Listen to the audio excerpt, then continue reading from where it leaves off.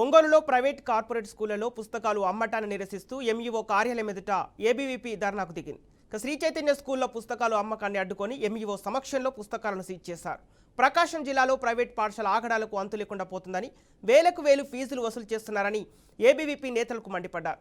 పుస్తకాల పేరుతో సామాన్య మధ్యతరగతి తల్లిదండ్రులను పట్టి పీడిస్తున్నారని ఆరోపించారు. తల్లిదండ్రులకు న్యాయం జరిగేంత వరకు న్యాయ పోరాటం చేస్తామన్నారు.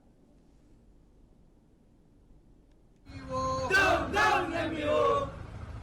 Justice! Down, MEO! Down, MEO! Down, MEO! Down, MEO! Justice! Down, MEO!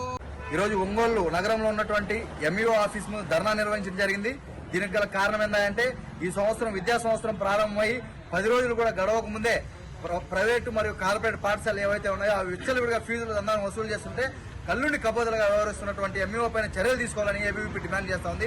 పలుమార్లు ఎంఈఓ గారికి వినతి పత్రాలు అందజేసినప్పటికీ ఓరల్ గా చెప్పినప్పటికీ కూడా ఎంఈఓ గారు స్పందించకపోవడం పట్ల ఏబీవీపీ నిరసన వ్యక్తం చేస్తా ఉంది. కాబట్టి ఎంఈఓ గారు ప్రైవేటు పాఠశాలలపై ఏవైతే ప్రైవేటు కార్పొరేట్ పాఠశాలలు ఉన్నాయో ఏవైతే అధిక ఫీజులు వసూలు చేస్తున్నాయో, ఏ పాఠశాలలో అయితే ఫీజులు పుస్తకాలు అమ్ముతున్నారో వాటిపైన చర్యలు తీసుకోవాలని చెప్పేసి ఏబీవీపీ తరఫున ఎంఈఓ గారిని డిమాండ్ చేయడం జరుగుతుంది.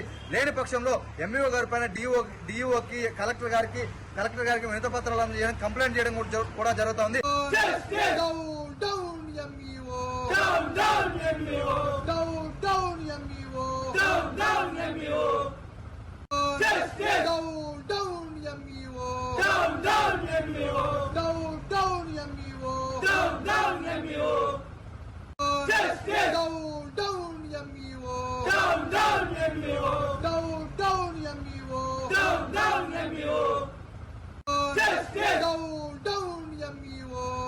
Down, MEO!